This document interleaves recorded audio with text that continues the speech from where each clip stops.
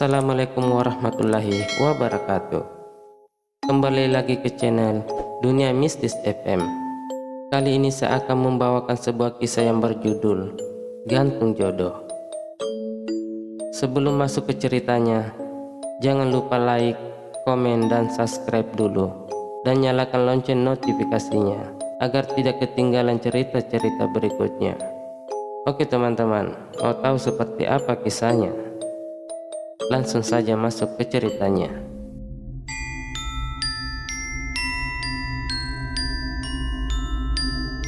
Namanya Sylvia. Usianya saat ini sekitar 40 tahunan. Usia yang sangat matang untuk berumah tangga. Sylvia belum juga mendapatkan jodoh. Padahal sejak zaman kuliah dulu, Sylvia ini bisa dibilang merupakan cewek populer. Dan bahkan ia pernah menjalani hubungan diam-diam dengan dosennya. Tapi hubungan itu tidak berlangsung lama, karena Sylvia merupakan cewek populer itu merasa bosan dengan dosennya. Akhirnya mereka pun putus. Lalu Sylvia ini kemudian kembali menjalin hubungan baru dengan salah seorang mahasiswa. Tapi lagi-lagi hubungan itu tidak berjalan lama. Dan begitu saja seterusnya, sampai akhirnya Sylvia ini mendapatkan julukan buaya betina oleh teman-temannya. Bukannya sadar dan berubah, Sylvia malah terus berulah. Namun sekarang ia tidak hanya mencari mahasiswa saja, melainkan juga laki-laki dewasa yang sudah berkeluarga. Menurutnya, ia mencari laki-laki yang sudah berkeluarga seperti itu hanya untuk kesenangan. Selain itu, laki-laki yang sudah berkeluarga juga royal kepadanya. Padahal Sylvia sendiri bukan orang yang terlahir dari keluarga yang kekurangan. Orang tua Sylvia ini punya usaha kuliner yang sangat sukses dan bahkan sampai memiliki cabang di beberapa daerah.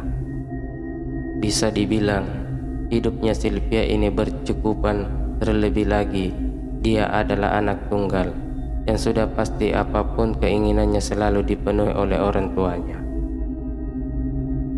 Hingga usianya menginjak 30 tahun, Sylvia mulai didesak untuk menikah oleh orang tuanya. Bahkan ayahnya Sylvia sudah mencarikan jodoh untuknya. "Pak, Sylvia nggak mau dijodoh-jodohin.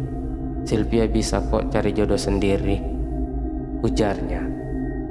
Waktu itu menolak ketika ayahnya mengatakan ingin dijodohkan Sylvia dengan salah satu anak kenalannya yang bernama Hamid. "Sampai kapan, Sil? Usiamu itu loh sudah kepala 3, tapi masih belum juga menikah. Mau sampai kapan kamu begitu? Pokoknya kamu harus terima perjodohan ini," ujar ayahnya tegas. Tapi Sylvia nggak kenal laki-laki itu, Pak. Cinta nggak bisa dipaksakan. Kasih sayang bisa dipupuk. Cinta bisa tumbuh setelah kalian berumah tangga. Sylvia lemas mendengar ucapan ayahnya itu. Tapi Sylvia sudah punya calon sendiri, Pak, ucap Sylvia akhirnya. "Ya, sudahlah kalau begitu, bawa dia kemari besok. Papa ingin kalian berdua menikah secepatnya," ujar ayahnya lagi. Saat itu Sylvia sangat kebingungan, karena calon yang ia maksud adalah pacarnya yang saat itu sudah punya istri. Jelas tidak mungkin dia membawa pacarnya itu untuk bertemu orang tuanya. Lagi pula, pasti ayahnya tidak akan setuju Sylvia menjalani hubungan dengan pria beristri. Akhirnya mau tak mau, Sylvia pun hanya bisa menerima perjodohan tersebut. Singkatnya, dua keluarga bertemu. Disitulah akhirnya Sylvia melihat calon suaminya untuk pertama kali. Laki-laki itu ganteng dan punya pekerjaan yang cukup bagus. Sylvia memang sudah suka pada seseorang, terlihat tertarik pada calon suaminya tersebut. Begitupun sebaliknya, Setelah pertemuan dua keluarga itu, Sylvia dan Hamid semakin dekat. Tanggal pernikahan pun sudah diatur akan dilaksanakan 2 minggu setelah pertemuan dua keluarga tersebut. Singkat cerita, menjelang hari H akad dan resepsi, rumah Sylvia sudah mulai didekor. Sylvia terlihat bahagia, orang tuanya pun juga senang karena Sylvia sepertinya menyukai Hamid. Saat itu sekitar pukul 12 malam, Sylvia terbangun karena merasa perutnya tiba-tiba lapar. Akhirnya ia pun ke dapur untuk memasak mie instan. Namun dari luar rumah, ia mendengar seperti ada suara-suara yang sedang berbicara. Sylvia kira itu adalah orang-orang dekor yang masih bekerja. Jadi ia pun berinisiatif untuk membawakan minuman kaleng untuk orang-orang yang masih mendekor bagian luar rumah. Tapi begitu ia tiba di luar, Sylvia hanya melihat seorang laki-laki yang berpakaian putih dengan celana hitam yang sedang berdiri membelakanginya. "Kemana yang lain, Bang?" tanya Sylvia. Tapi tidak ada jawaban. Bahkan laki-laki itu menoleh ke arah Sylvia pun tidak. "Ini saya bawakan minuman buat abang-abang. Diminum ya, Bang," ujar Sylvia. Lelaki itu mengangguk dan Sylvia ingin berbalik untuk masuk. Tiba-tiba terdengar seperti suara sesuatu jatuh dan mengelinding ke sela-sela kakinya. Ketika Sylvia melihat ke bawah, rupanya itu adalah kepala manusia. Sontak saja Sylvia langsung berteriak histeris. Teriaknya sampai membangunkan orang tua dan tetangga sekitar rumahnya. Mereka tentu sangat kaget melihat Sylvia yang berada di luar rumah di tengah malam. "Kamu ngapain di luar malam-malam begini, Sil?" tanya ibunya. Sylvia langsung menghambur ke pelukan sang ibu. Tubuhnya gemetar dan ia sangat ketakutan. Karena malam itu adalah pengalaman pertamanya diperlihatkan penampakan seperti itu. "Seperti nggak ada rumah saja kamu ini, Sil. Minum-minum bersoda begini kok di luar. Ini sudah tengah malam. Kamu itu calon pengantin. Darahmu itu wangi. Darah wangi itu disukai makhluk halus," ujar ayahnya. "Itu bukan punya Sylvia, Pak. Buat orang-orang dekor yang masih kerja. Tuh tadi ada di situ," ujar Sylvia menunjukkan ke arah laki-laki tadi. Namun tidak ada apa-apa di sana. "Orang-orang dekor sudah pulang dari jam 9 tadi. Sudah nggak ada yang kerja jam 12 begini," ujar ayahnya. "Tapi tadi ada kok, Pak." Sylvia dengar mereka ngobrol. "Makanya Sylvia mau kasih minuman," ujar Sylvia. Sudah, masuk kamu. Sebentar lagi hari pernikahanmu. Jangan buat masalah," ujar ayahnya lagi. Sylvia masih bingung dengan kejadian yang baru saja ia alami. Itu semua benar-benar sulit dicerna oleh akal sehat. Hari itu, orang yang akan menghina tangan Sylvia sudah datang. Ia langsung melakukan tugasnya di dalam kamar Sylvia, tentu saja. Dan malam harinya, acara akad akan dilangsungkan. Malam itu, rumah Sylvia sudah ramai oleh keluarga-keluarga yang hadir. Sekitar pukul 8 penghulu pun sudah datang. Namun calon pengantin pria dan keluarganya belum juga datang. Ditunggu-tunggu hingga pukul 11 malam belum juga ada tanda-tanda kedatangan mereka. Nomor teleponnya pun tidak aktif. Orang tua Sylvia mulai cemas dan emosi, mengira kalau Hamid dan keluarganya ini mempermainkan keluarga Sylvia. Namun pada pukul 12 malam sebuah telepon masuk. Telepon itu rupanya dari orang tua Hamid. Mereka mengabarkan bahwa mobil yang membawa mereka kecelakaan dan Hamid sekarang kritis di rumah sakit. Tentu saja orang tua Sylvia yang mendengar itu langsung kaget, tidak menyangka bahwa ada musibah besar yang menimpa calon menantunya. Dan akhirnya malam itu juga Sylvia dan kedua orang tuanya pergi ke rumah sakit. Terlihat ayahnya Hamid duduk di lantai dengan keadaan baju yang masih ada bekas darah. Tidak lama setelah Sylvia dan orang tuanya sampai di sana, Hamid dinyatakan meninggal dunia oleh dokter. Sylvia duduk lemas. Kakinya gemetar seakan tak bisa lagi menopang tubuhnya. Setelah sekian banyaknya ia menjalani hubungan dengan laki-laki, tapi baru kali itu ia menangis sampai tubuhnya gemetar. Ia seakan tak rela kehilangan Hamid, calon suaminya tersebut. Namun apa boleh kata, takdir sudah memilih jalannya sendiri. Setelah kejadian itu, Sylvia mencoba untuk memperbaiki dirinya. Ia beranggapan bahwa yang terjadi menimpa Hamid kemungkinan karma dari perbuatannya yang sudah memacari suami orang. 1 tahun berlalu setelah Sylvia berhasil melupakan Hamid. Kini Sylvia sedang menjalani hubungan dengan seseorang pengusaha tambak. Hubungan itu sudah meniti ke jenjang yang lebih serius. Bahkan keluarga kedua belah pihak pun sudah bertemu. Akhirnya ditetapkan tanggal pernikahan yang jauh dari tanggal 25 Agustus di tahun itu. Semuanya berjalan lancar hingga hari H. Namun sebuah kejadian yang benar-benar tidak akan pernah bisa Sylvia lupakan seumur hidupnya terjadi. Saat mau akad, bahkan tangan penghulu pun sudah dijabat. Tiba-tiba calon suaminya Sylvia itu kejang-kejang, dan tidak lama ia tak sadarkan diri dengan wajah dan bibirnya yang membiru. Orang-orang yang berada di rumah itu pun terlihat panik dan kebingungan dengan apa yang terjadi si calon pengantin pria. Akhirnya calon suami Sylvia pun dibawa ke rumah sakit. Namun seakan ia kembali mendengar pernyataan yang sama sekali tidak pernah ia inginkan sebelumnya. Calon suaminya itu dinyatakan meninggal. Seketika dunianya seakan-akan hancur. 2 kali ia mengalami hal yang sama. Ada apa ini? Apa yang sebenarnya terjadi?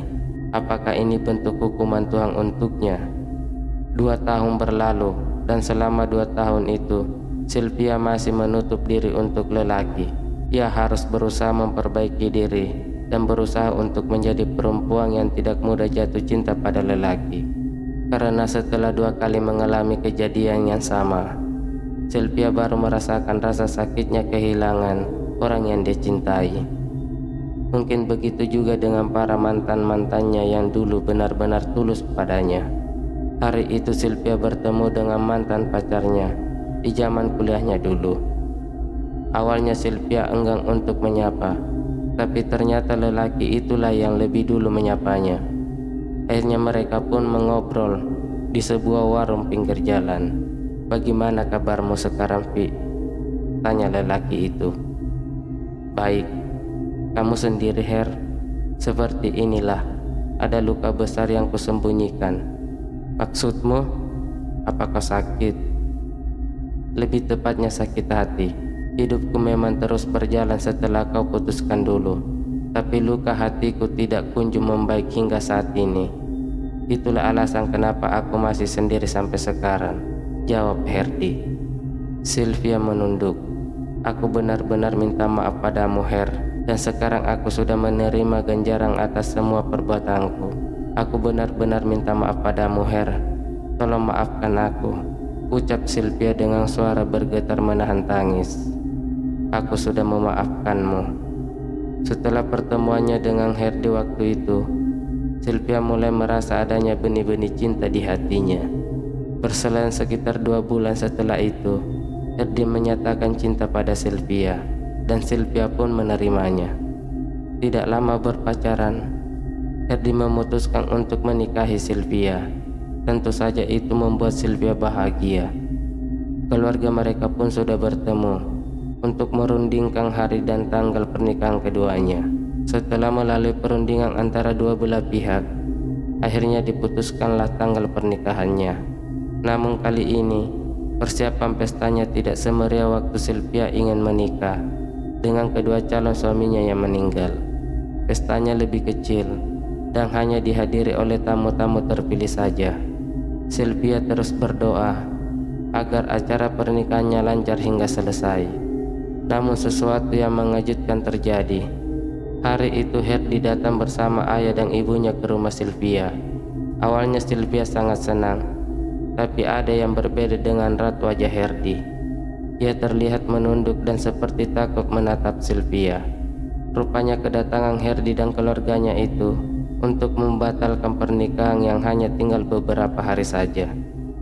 Alasannya, karena katanya Herdi akan meninggal secara mengenaskan jika tetap nekat ingin menikah dengan Sylvia. Itu dikatakan oleh orang yang merupakan guru spiritual keluarga Herdi. Sebab Sylvia ini diikuti sosok laki-laki yang akan mencelakai calon-calon suaminya. Dan bahkan kematian kedua calon suami Sylvia sebelumnya pun sampai diungkit oleh keluarga Herdi. Padahal Sylvia tidak pernah menceritakan itu pada Herdi.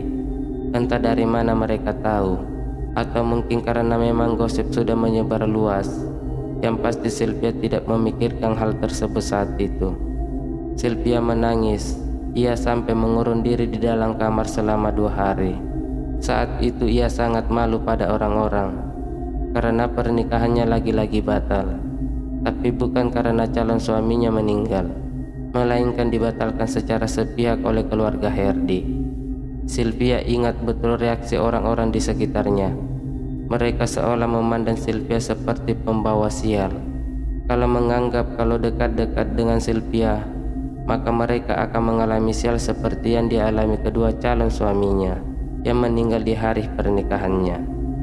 Sylvia, bukannya apa-apa, tapi coba kamu pikirkan lagi. Kurasa memang seperti ada sesuatu yang aneh dengan kematian kedua calonmu itu kan? Apa tidak sebaiknya kamu tanya-tanya ke orang pintar? Sebenarnya ada apa sih pada dirimu? Kalau semisal memang ada yang tidak baik, yang berarti itu harus dibersihkan, ujar salah satu teman Sylvia saat Sylvia mengunjunginya. Sylvia menghela napas panjang. Di mana aku bisa menemukan orang pintar seperti yang kau maksud itu? Tanya Sylvia. Aku punya kenalan, beliau ini masih kerabat jauh kami. Kami pun kalau ada masalah yang tidak bisa dijelaskan dengan akal sehat, pasti larinya ke beliau itu. Kalau kamu mau, aku bisa kasih alamatnya, ujar temannya tersebut. Dan setelah mendapatkan alamat orang itu, Sylvia pun langsung pergi untuk menemuinya. Singkat cerita, setelah Sylvia sampai di rumah orang itu, Sylvia disuruh untuk masuk ke dalam rumah.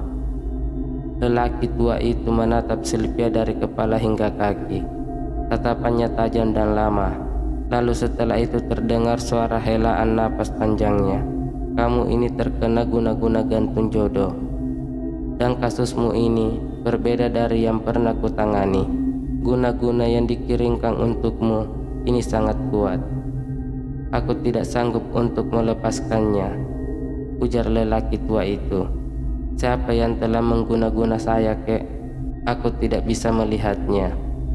Hanya suaranya yang bisa kudengar, ujar lelaki tua itu. Guna-guna gantung jodoh itu membuatmu akan sulit menikah. Pada kasusnya ringan, kamu hanya akan kesulitan bertemu jodohmu.